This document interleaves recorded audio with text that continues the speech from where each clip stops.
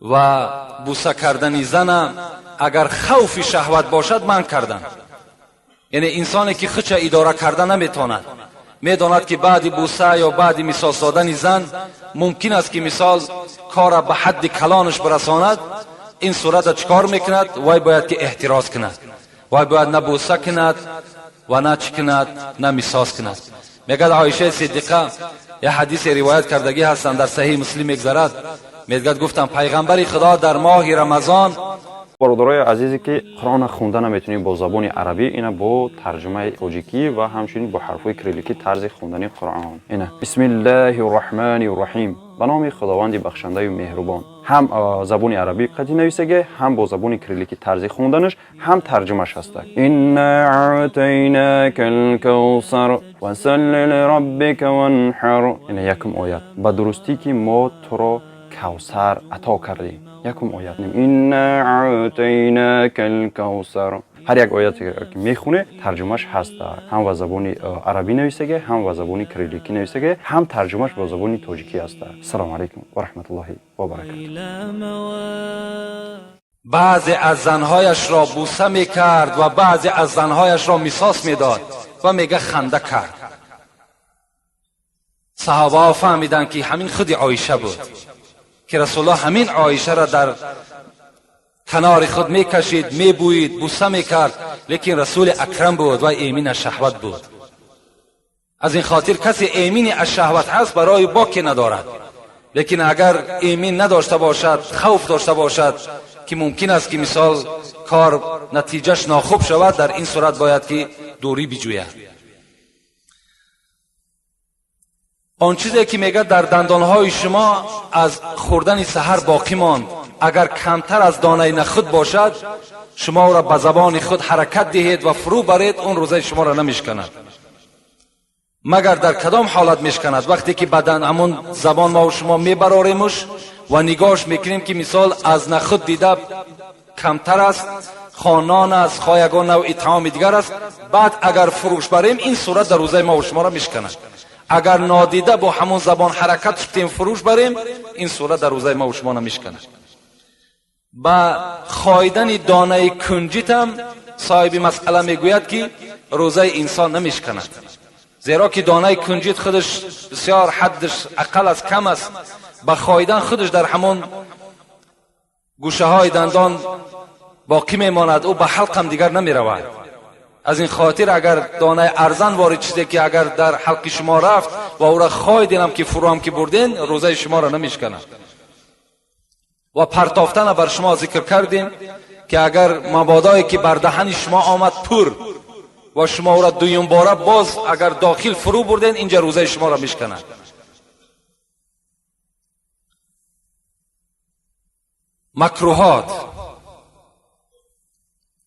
مکروهات چی هست؟ چشیدن در روزه ما و شما کراهیت دارد. چیزی نباشد از طعام باشد، اگر ما و شما برای چشیدن که وای شور است، وای تلخ است، وای شیرین است، در این صورت نماز ما و شما در کراهیت پیدا می شود. و خایدن نان هم یا خایدن یگان نمودی میوه هم، این هم خایدنش فرو بردنش نه، خایدنش هم در روزه ما و شما کراهیت دارد. مگر اگر طعامی که مادر برای کودک معده داشته باشد، اگر مادر خایده در دهن کودک بگذارد، اینجا باکی ندارد. مادر حق دارد که طعام میخواید و در دهان همون فرزندش میگذارد. لسواک و الکحل، اگر شما مسواک کنین، مسواک چوب هایی که هست، این دندانشوهایی که الحال هستن، اینا مزه دارن، اینا استفادهش فقط همون بعد روزتون که گرفتین سحر خوری که کردین، بعد همون دندانها را بشوین، این بهتر است از اونی که شما در روز میشوین، البته در روزه شما کراهیت پیدا می شود. لیکن مسواک چوب داشته باشین، این باکی ندارد. یا اینکه کحل میگد، اگر زن سرمه کند، اسمه بکشد در ماه رمضان، یا سر خود روغن میکند، اینها بر روزه هیچ ضرر زیان ندارد. موی سفیدی که فانی است میگد، فانی گفته از 50 ساله بالا موی سفید فانی میگن.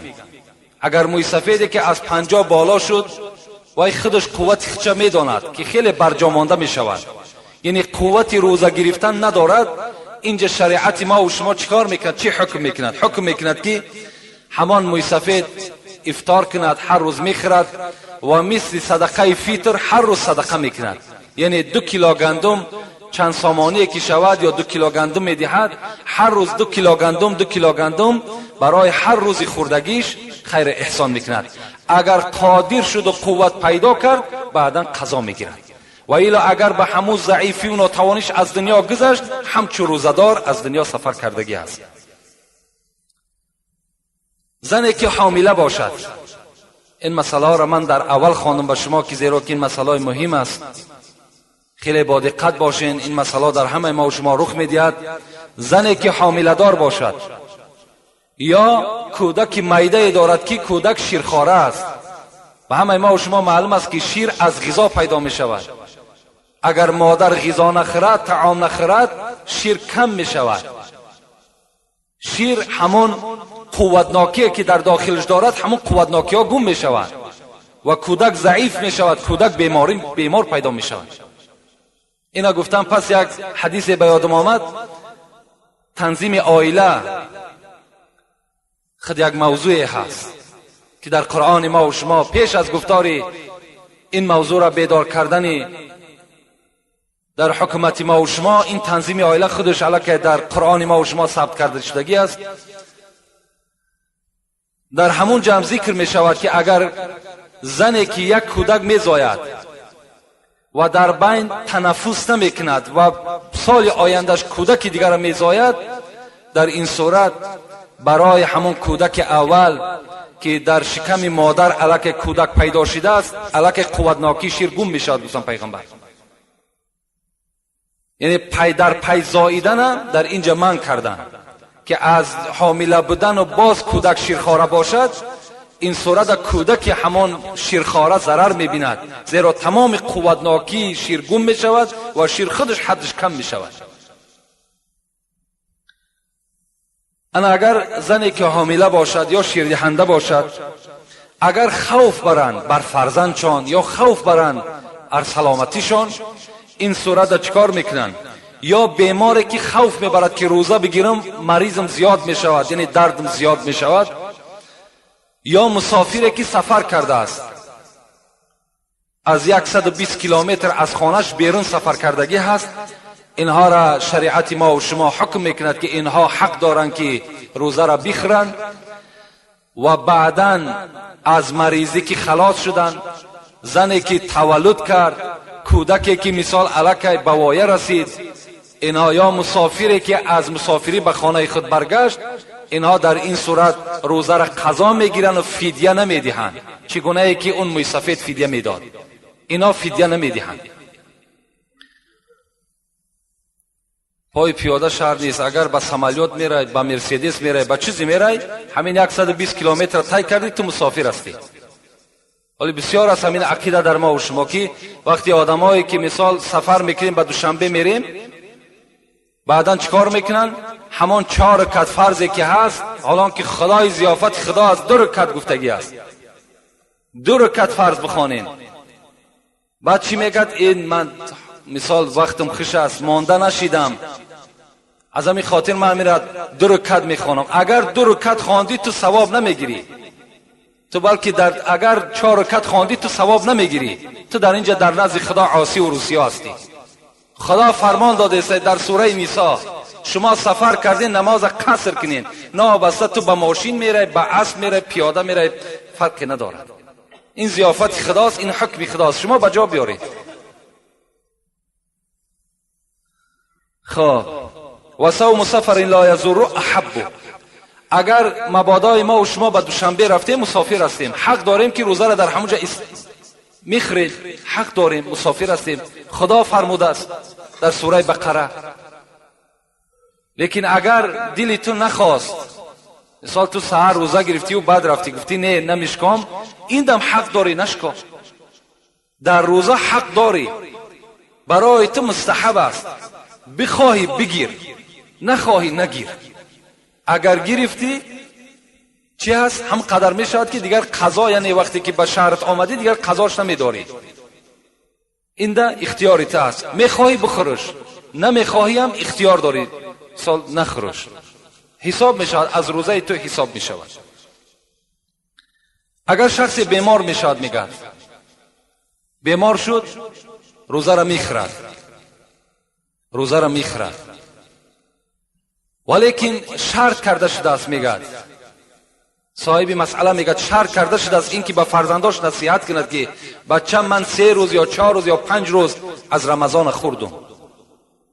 یعنی اگر به شرطی که بعد همین تندرست، یعنی بعد همون بیماریش مثال 3 روز یا 4 روز صحت می شود، مثال 5 روز روزه گرفت، 5 روز بیمار بود، مسئله را خوب گوش اندازین. 5 روز بیمار بود، در حالت بیماری خدا را رخصت دادگی است که بخورد. بعد همین بیماریش 3 روز دیگر حیات دید و از دنیا گذشت. این صورت در وارثاش باید چیکار کنن؟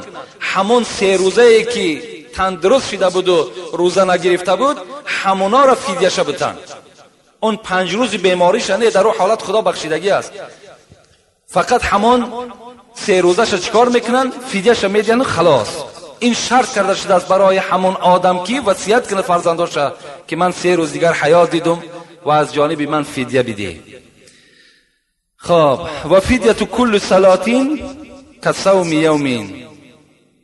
بین همین آدمی که فدیه میدهد بچه‌هاش، اگر همون آدم روزه نمازش هم که نخوانده باشد، مثال مبادا در حالت بیهوشی بود، این صورت نماز از گردن او برداشتگی هست و برای نماز فوچیدش هم چیکار میکند؟ فدیه میدهد، مثل با صدقه فطر. یعنی 2 کیلو گندم از روزش میدهد، 2 کیلو گندم دیگر از حساب نمازش میدهد. امروز ما و شما دوره میکنیم، دوره‌ای که در مرده ها میکنیم، اگر چنده که این صحیح نیست، این دوره خودش صحیح نیست. در آدم های دوچار میشیم که بالکل نماز نخوانده است. ما و شما دروغ میگیم، همین دامله ها دروغ میگن، بعضی را ادا کرده است، بعضی را قضا کرده است. اکنون که ندای پرصدای ارجعی الی ربک راضیه مرضیه به گوش این بیچاره رسیده است، به سبب این، به سبب موت از ادای اون عاجز آمده است. این سخن ما است در دوره ها، لکن دروغ میگیم. ما در نزد خدا گناهکار هستیم. کدام نیکبختش بگیم، بدبختش بگیم، این بدعت جاری کرد، این بدعت است، این از شریعت ما و شما نیست. اگر من یک قابچو، بعضی آدم‌ها تصور میکنن که همون دانه‌های گندم چند که زیاد شد همون قدر مغفرت گناه میشود. نه، اگر تو 1 تن گندم در همونجا بگذاری دوره بکن، باور کن همون آیت کریمه اینجا نفوذ دارد: و ما یعمل مثقال ذره خیر یره و ما یعمل مثقال ذره شر یره. تو در دنیا ذره نیکی کرده باشی، پاداشت نیکی است. اگر ذره بدی کرده باشی، در نزد خدا اگر 10 تن گندم که دوره بگردانند، تو از عذاب خدا نجات نمییابی. اینا را شما فراموش نکنید. فدیه همون حقی که مثال ما جدا میکنیم که فدیه صوم و صلات میگیم در حالت دوره، همونش جایز میشود که اگر همون انسان در اصل بیچاره عاجز آمد، نماز خوانده نتونست، در اصل هم بیچاره بیمار بود و با بیماریش از دنیا گذشت، این صورت این چی هست؟ این عاجزی هست، این ضرورت هست. اون انسانی که دیده و دانسته نماز قضا کرد، وای دیگر دوره چی حاجت است؟ دوره چی لازم است؟ در یگان کتاب خداوندی دوره خبر دادگی نیست، باور کنید. خب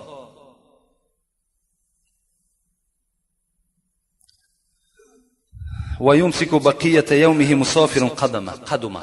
اگر مسافری که در نصف روز رفت و در دوشنبه رسید، این صورت میگه اگر در نصف روز که رسیدی، مثال نصف دیگرش مانده است، همون نصف روز چکار کن؟ نصف روز در باقی بمان، روزت نخور. همون دم حق دارد، بخورد هم حق دارد، لیکن اگر نخورد این بهتر است. میگه خب و حائض طهرت، و مثال شخصی بود که تا نصف روز روزدار بود زن، نصف روز در حایض شد. این صورت هم میگه چکار کند؟ این صورت هم حق دارد که اگر بخورد. برای زن حایضه روزه شرط نیست، همینا رو هم برسانیم. زنهایی که اگر در حالت حیض باشند شما البته به البته اونها را خبردار کنید که اینها این روزه‌ای که شما میگیرین این روزه نیست، برعکس طعامتان استفاده کنید، رخصت الهی است. و بعضی حالی سوالات در پیش من آمده است که از دست زن حایضه آیا طعام خوردن و نان پختن جایز است؟ این عقیده یهودی است. مردم یهود، مردم جهود، زنی که اگر حایضه شود جاگه و جدا میکند، از دست سوای هیچ طعام نمیخورد، میگه وجودی همش میکروب است. لکن اسلام ما و شما نه. اسلام ما و شما گفتن در حالت حیض هم زن بوسه کن، در کنار خودت بگیرش، از دست سوای طعام بخو، همراه او هم نشینی کن و هیچ میکروب ندارد.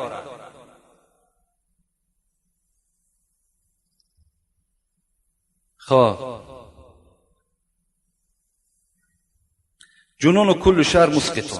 اگر کسی که از همین روز تا آخری ما دیوانه شد، کسل دیوانگی گرفتش، روز عید هوشیار شد، از گردن او ساقط است، دیگر روزه نمیگیرد.